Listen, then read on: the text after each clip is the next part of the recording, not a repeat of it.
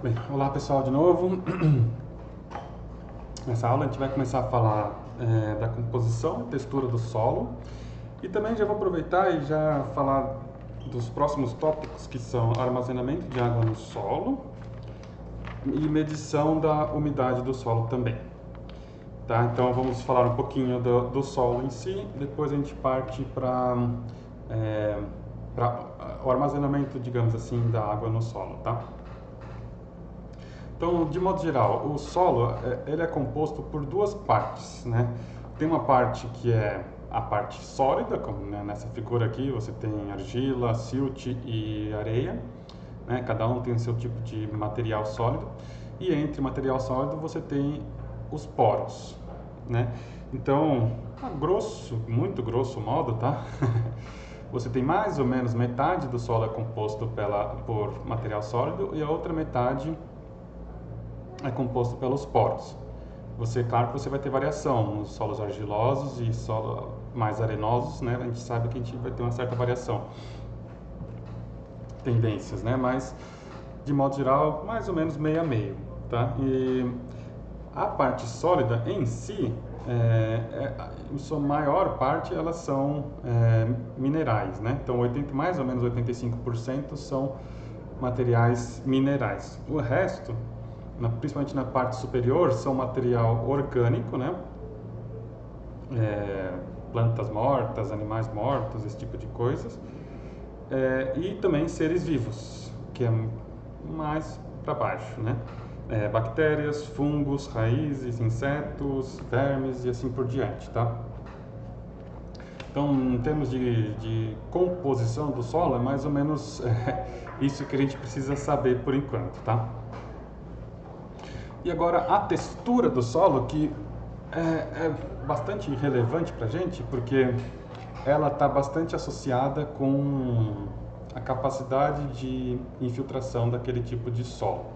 Então essa é uma parte que a gente vai estudar um pouquinho mais a fundo. Então, areia, a textura vai ser definida basicamente pelo tamanho dos grãos aqui do solo, né? Ou seja, o tamanho das partículas, de cada partícula individual do solo.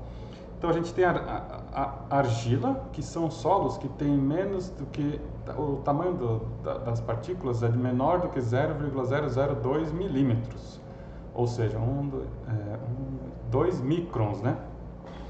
Ou seja, se a gente pensar na metrologia, 2 microns está ali bem na transição entre aerossóis grandes e gotas de nuvens pequenininhas, né? Então a gente pode pensar na argila como tendo tamanhos de aerossóis, né? Porque é menor do que 2 milímetros. Então o silt tem, nessa figura de cima é do Comet e abaixo é a tabela do Colichon. A gente vê que tem diferenças, né? No Colichon ele fala que o silt é de 2 microns até 20 microns, né? 20 microns, ou 0,02 milímetros. E no Comet é 0,05 milímetros, mas né, enfim. Depois a gente tem a areia fina, que vai até 0,2 milímetros ou até 2 milímetros. Então, vamos pensar aqui nos separar em 3 só, em vez de 4, que nem aqui no Colichon. Vamos falar que argila menor que 2 microns, silt entre 2 microns e 20 microns e areia é acima de 20 microns. Então, novamente fazendo a comparação com aerossóis e gotas. Então, se a gente pensar na argila como tamanhos relativamente próximos dos aerossóis, silt seria até 20 microns, o tamanho de gotas de nuvens. E acima disso, a areia já teria tamanhos mais parecidos com gotas grandes de nuvens até gotas de chuva. 2 milímetros é uma gota grande de chuva, né? Então, essa seria... Podemos pensar assim para a gente ter uma noção, se facilitar para vocês, como aerossóis, nuvem e chuva, tá? Certo. Então, existe essa tabela que está no Colichon, que define os tipos de solo, né? Então, é uma tabela, né, bem complexa, mas ela representa a porcentagem de areia aqui no eixo inferior, 10% até 100%, porcentagem de argila, de 10% até 100%, e porcentagem de silt. Então a gente vê aqui, por exemplo, no canto inferior direito, a gente tem, digamos, um tipo de solo que está descrito aqui, siltosa. Ou seja, ele tem baixa porcentagem de argila, baixa porcentagem de areia e muito silt. Então, todos os que tiverem mais nessa parte inferior direita aqui, vão ter algum tipo de nome que se refere a silt. Então, tem siltosa, franco-siltosa, que já tem um pouco mais da porcentagem dos outros dois, franco-argilo-siltosa, tem pouco areia, mas tem mais argila, e argilo-siltosa, que já tem mais argila ainda, meio a meio ali mais ou menos entre argila e silt. Aqui, mais na parte superior, a gente vai ter solos que são mais, né, nomes que se referem mais à argila. Então, se for mais para a direita, a gente tem argilo-siltosa, tem argila, digamos, pura, tem argilo-arenosa, que é para onde você tem pouco silt, relativamente pouco silt e bastante argila. Não, calma aí. Não, desculpa. Você tem mais areia, né? Você tem bastante areia junto com argila e pode ter um pouco de silt também. E aqui a gente tem a franco-argilosa, que são os solos francos, estão mais nessa região de mistura, né? Entre os três tipos. Então, e quando a gente fala de mais para o canto inferior esquerdo, a gente tem os solos que são mais, tem nomes mais associados à areia. Então, solo arenosa, areia franca, franco-arenosa, franco-argilo-siltosa, que é uma mistura de todos, né? E assim por diante. Então, vocês veem que aqui tem, vamos contar, 1, 2, 3, 4, 5, 6, 7, 8, 9, 10, 11, 12 tipos de solo. Mas, se eu não me engano, existem até mais, eu lembro de 14, mas enfim, tem mais de 10 tipos de solo diferentes, né? Assim, a grosso modo. Bem, isso é o que eu tinha falado. Isso aqui, uma imagem dos Estados Unidos, do Comet, né? Que é um mapeamento nos Estados Unidos inteiro do tipo de solo. Então, aqui eles têm aquela tabela, ou alguma coisa próxima dela, né? E com todos os tipos de solo e como que se espalha pelos Estados Unidos. Aqui eles realçam os solos argilosos, a gente já vai entender por que é importante isso. Aqui mais no sul dos Estados Unidos, no centro-sul, né, centro-norte dos Estados Unidos, tem bastante solo arenoso, tem outras regiões também, mas, enfim. Então, aqui a gente vai ver um vídeo explicando por que é importante a gente conhecer a textura do solo em termos da hidrometeorologia, né? Então vamos ver. Soil may be composed of one or more types of soil textures. When soil contains a large percentage of sand, infiltration and drainage of water occurs more quickly because of the larger pore space. Such soil can absorb relatively high rates of rainfall or snowmelt.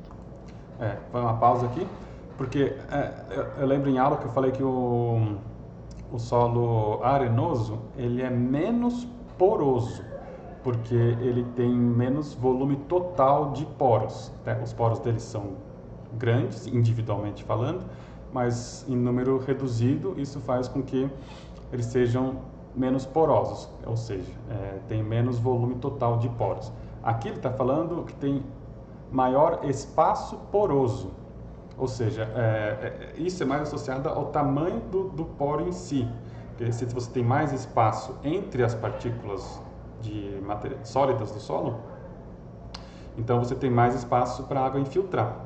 Então é isso que ele está falando aqui, só para a gente não confundir com o maior espaço com uma maior porosidade. Não é o caso. Maior espaço poroso de um solo arenoso que é menos poroso do que um solo argiloso.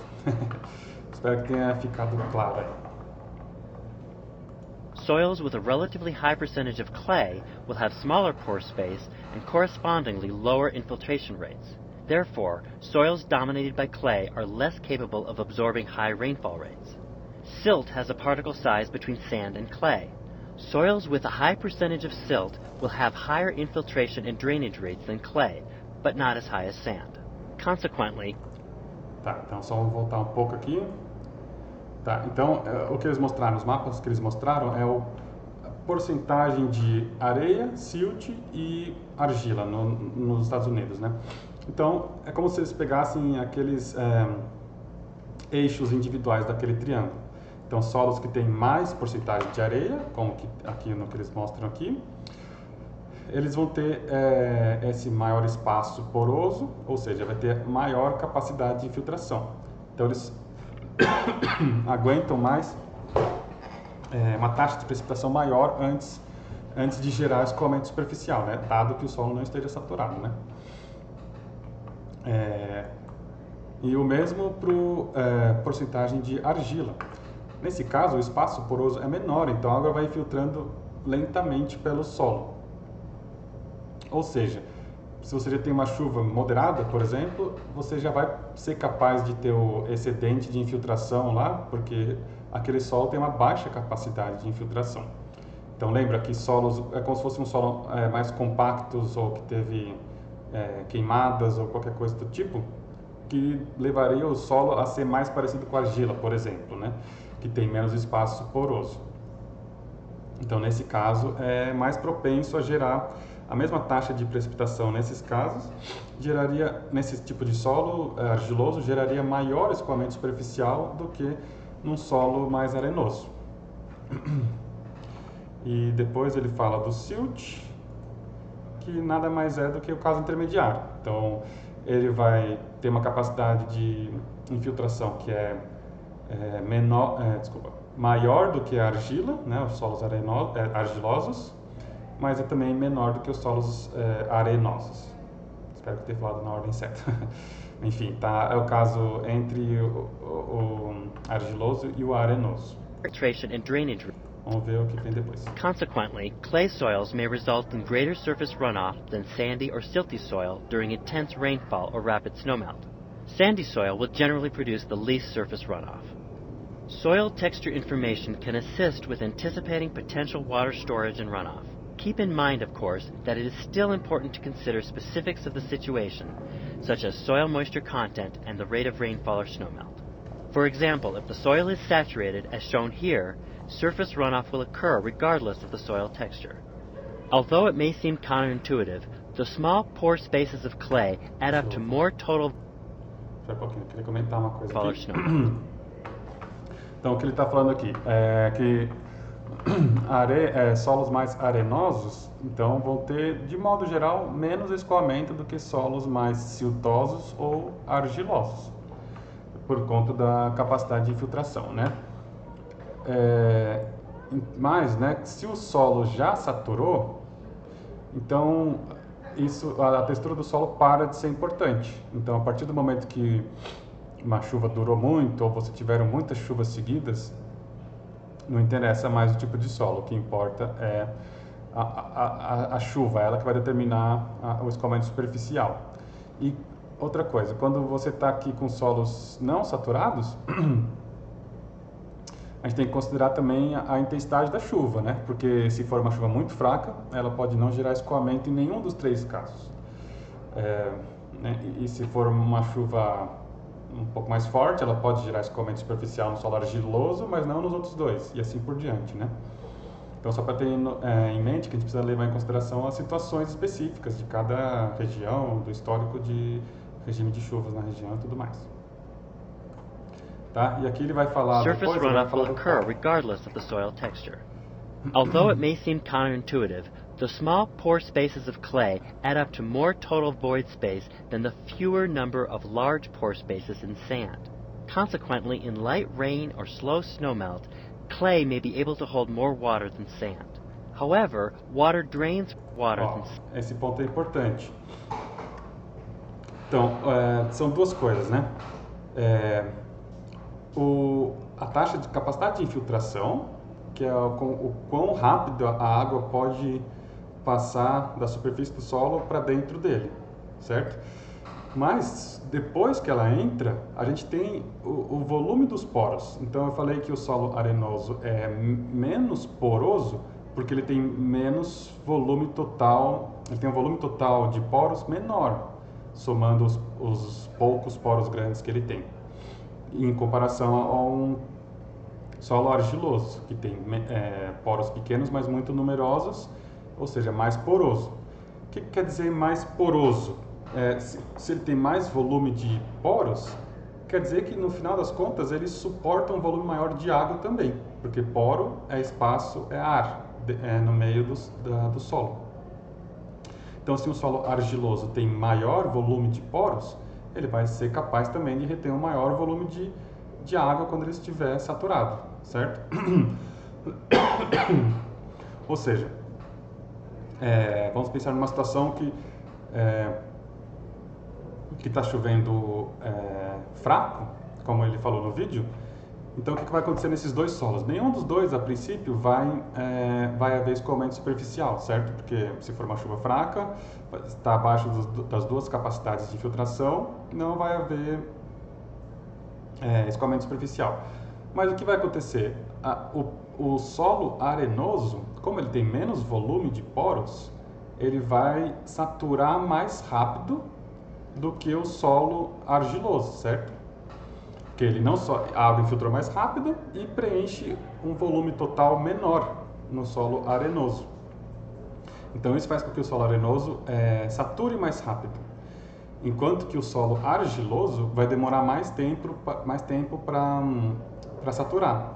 Então, se a gente pensar na mesma chuva nos dois casos, uma chuva fraquinha, o solo arenoso vai saturar primeiro e começaria a gerar escoamento superficial mais rápido do que um solo argiloso, que vai levar mais tempo para saturar.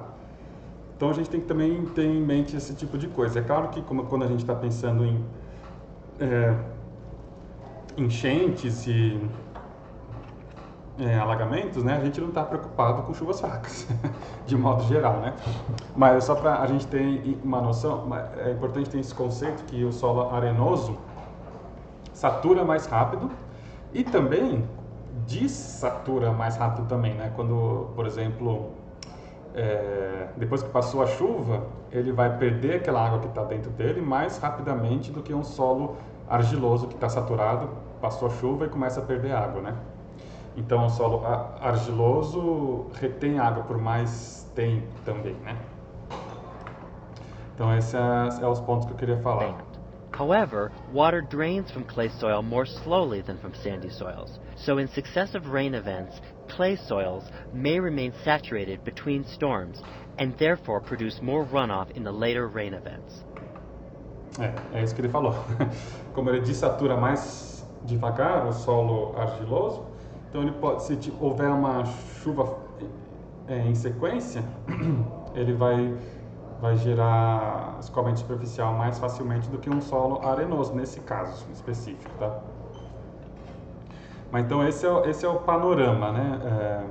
A diferença de solos arenosos, argilosos, siltosos entre os dois, e qual é a importância de ter cada um deles na determinação do escoamento superficial. Vamos ter só uma noção da relação da infiltração e o escoamento subterrâneo. Então vamos ver esse vídeo aqui. Some portion of the rainfall infiltrates the soil and percolates down to long-term storage. This contributes to base flow. Base flow is the portion of stream flow that responds slowly to precipitation variations. Base flow is what keeps water in the streams during dry periods.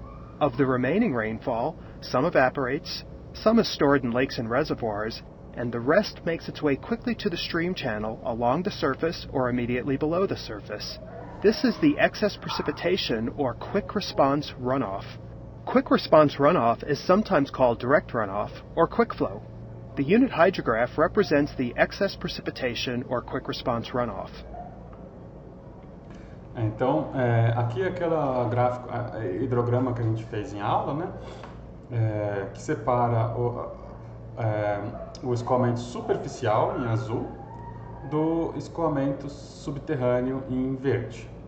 Então vocês viram durante o vídeo que conforme a água vai infiltrando no solo, a camada superior, a chuva pode ter superado a capacidade de infiltração, ou vocês veem que, ou pode ter saturado já as camadas superiores do solo, né?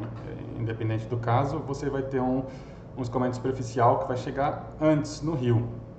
E vocês vão ver lá a setinha Quick Response Runoff, que é o escoamento superficial, eles chamam de Quick Response, porque ele é mais rápido. Isso já vai causando uma elevação do nível do rio. Mas aí chega um momento que você está saturando, a água está infiltrando e começando a chegar na região, na zona saturada do solo. Ou seja, está deixando de, digamos assim, passando da infiltração para a percolação. Nesse momento, aí o nível do rio vai começar a ser determinado, né, tanto pelo escoamento superficial, se ele tiver, quanto pelo escoamento subterrâneo. Até o momento que aqui, mais ou menos, o escoamento superficial acabou. Mas você ainda tem aquela água infiltrando e percolando no caso, e escoando subterraneamente e contribuindo para o hidrograma. Então você vê no gráfico acima, você vê que toda a vazão do rio é determinada pelo escoamento subterrâneo, Base Flow Separation.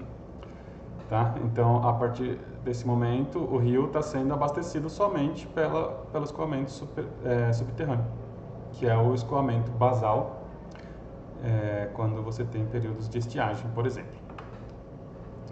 Tá? Então, esse aqui é só para a gente ter uma visão geral da infiltração e da relação dela com o tipo de solo e com os escoamento superficial e subterrâneo. Tá? Então, agora a parte do armazenamento no solo e medidas é um pouco mais rápida. Então, já vamos falar um pouco disso. Tá? Então, o que é um solo seco, um solo não saturado e um solo saturado? Então, a gente define, vamos definir primeiro aqui, no livro tem as equações. Então, da onde que a gente parte, né? A gente parte que o volume total do solo, o VT, ele é igual à soma do volume dos sólidos no solo, mais o volume dos poros, tá? É o que eu tinha mencionado antes, que era, a grosso modo, mais ou menos 50-50, né? Bem grosso modo mesmo, tá? E a porosidade a gente define pelo volume dos poros, pelo volume total do solo. Ou seja, qual é a razão de volume de ar, né, de espaço que a gente tem entre as partículas sólidas. E a gente tem uns dados que mais ou menos assim, né, que solos arenosos, essa porosidade, esse alfa, ele vai mais ou menos de 37 a 50%. Tá aqui. 37 a 50%. Enquanto que os solos argilosos vão de 43 a 52. Então vocês veem que, como a gente tem diversos tipos de solo argilosos, diversos tipos de solo arenosos, não é uma coisa simples, né? A gente pode ter solos que são arenosos com maior porosidade do que um solo argiloso, dependendo da composição. Mas, de modo geral, vocês veem que os valores são maiores para solos argilosos do que para solos arenosos, tá? Esse é um jeito de a gente ficar com isso em mente. E aí a gente tem uma outra variável que é o delta aqui, que identifica a umidade no solo. Eu devo dizer que todas essas medidas de volume estão em metros cúbicos, tá? Geralmente a gente usa metros cúbicos para tudo. Então, a umidade do solo é definida também de forma similar à porosidade que ela é o volume de água em metros cúbicos dividido pelo volume total do solo. Então, o delta aí é um conteúdo de água no solo. Né? Se fosse, a gente pode pensar também que seria como se fosse a razão de mistura, por exemplo, de água da nuvem, que é o peso da água em quilogramas pelo peso do ar em quilogramas. Nesse caso, pode ser o volume dividido pelo volume, né? Então a gente poderia escrever metro cúbico por metro cúbico, né? Ou deixar adimensional. Ele é uma unidade, não tem unidades, né? Esse delta. Então, e como ele é volume de água sobre volume de total, a gente pode voltar para a apresentação. Se o solo estiver saturado, quer dizer que o delta vai ser igual ao alfa, porque todos os volumes dos poros foi preenchido por água. Então, o volume da água tem que ser igual ao volume de ar, total, né? Então, o solo saturado, a gente tem o valor máximo da água, que é limitado pela porosidade. Solo não saturado é quando a umidade do solo está entre 0 e essa porosidade, e o solo completamente seco seria onde o delta fosse 0. Tá? E como que a gente mede a umidade no solo? Acho que eu não tenho aqui deixa eu pegar, ver se tem no livro, se tem algum desenho.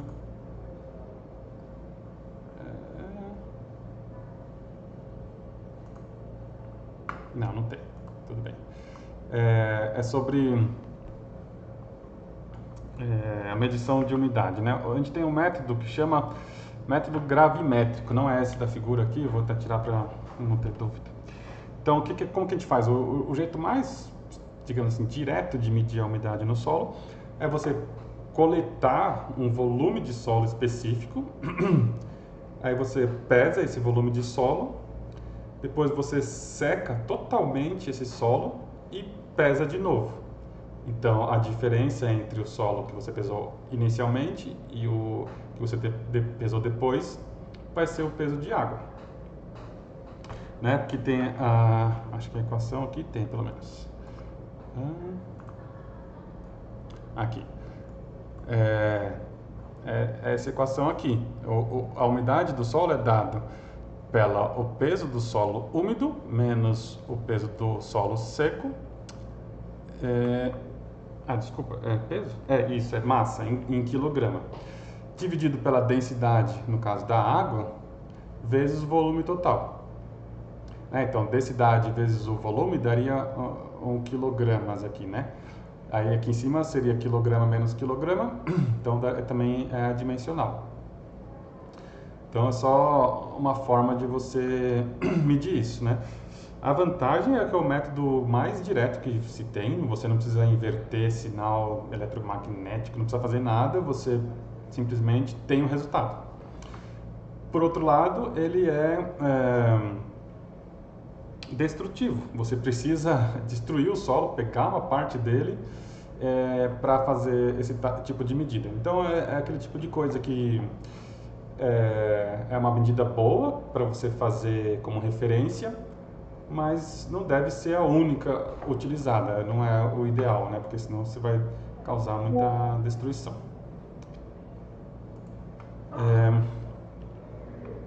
O outro método é o Time Domain Reflectometry, ou reflectometria no domínio do tempo.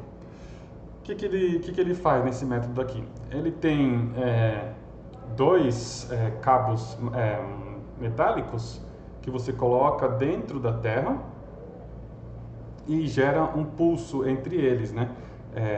E você tem um solo seco, tem uma certa constante dielétrica, ou seja, o tempo que demora para um pulso eletromagnético se deslocar por um solo seco vai ser 1 e pelo um solo úmido vai ser outro. A constante dielétrica do solo é mais ou menos entre 2 e 7 e a constante dielétrica da água é 80. Ou seja, o que quer dizer que quanto mais rápido for o deslocamento desse pulso eletromagnético entre as duas hastes metálicas, maior vai ser a quantidade de água que tem naquele solo. Então, fazendo uma calibração do instrumento, você consegue inverter esse sinal e correlacionar diretamente com o conteúdo de água no solo. Eu esqueci de falar das vantagens e desvantagens, né? Bem, a vantagem principal desse método aqui, do TDR, que se fala, é que ele é automático. Você pode simplesmente deixar essa haste aí, desde que você tenha o tal do data logger, né? Alguma forma de coletar essa informação e enviar por internet, sinal de telefonia, seja lá como for. Você consegue ter essa medida ao longo do tempo automaticamente. E você não precisa destruir o solo. É só fazer 2 buracos pequenos, no caso. Então não causa muito efeito no solo. A desvantagem é que, como vocês podem imaginar, é um método indireto. Então, se você fizer essa medida num solo arenoso e depois você calibrar seu instrumento lá e depois transportar ele para um solo argiloso, você vai ter que refazer toda a calibração. Então, depende, tem um certo empirismo aí para fazer esse tipo de medida, né? Então você precisa primeiro fazer um estudo do tipo de solo que você tem na região, para saber, né, qual daqueles 12 tipos de solo que a gente tinha, para você determinar uma curva de calibração e poder medir. Outro método é a medida com sonda de nêutrons. Então é um instrumento mais ou menos similar com o anterior. Você cava um buraco no solo e você insere uma sonda com nêutrons, de nêutrons nessas cavidades. E aí essa sonda vai emitir nêutrons e a reflexão desses nêutrons de volta para o instrumento depende primariamente dos átomos de H2O. Ou seja, quanto mais átomos tiver, mais nêutrons vão retornar. Ou seja, você consegue também calibrar uma curva de reflexão em função da umidade do solo. Então essa aqui é a sonda de nêutrons, né? Então qual que é a vantagem? Ela tem uma ótima precisão, acho que ela ainda é mais precisa do que a TDR, e também é fácil de instalar. Basta você fazer a cavidade, inserir a sonda e pronto, você já vai ter as medidas também automaticamente. Mas o problema disso é que você está tratando com material radioativo. Então existe a questão de segurança, você tem que tomar muito cuidado com isso para não ter vazamento, para não afetar nenhuma pessoa desprotegida. E também tem um alto custo, é mais caro. Então, esses são os 3 principais tipos de medidas que a gente tem de solo, né? Digamos, de referência, direto, que é o de pesagem, só que é destrutivo, e 2 que são indiretos, um mais preciso e caro e com material radioativo e perigoso, relativamente perigoso, o outro com inversões eletromagnéticas, que é um pouco menos preciso, mas mais automático e também automático e barato, relativamente barato, né? Então, em termos da composição, tipos de solo e textura do solo, era isso. Como que se relaciona com o escoamento superficial, né, que vai determinar o nível dos rios, a gente explicou, e também como que a gente mede a água no solo, né, a umidade do solo que é determinada pela infiltração. Então fechamos essa mini aula aqui nesse momento, e as próximas aulas a gente vai começar a falar sobre a retenção, o que mantém a água dentro do solo e como que essa água se move pelo solo, né? Quais são as equações que determinam isso, tá? Então, obrigado pela atenção até agora e voltamos na próxima aula, tá?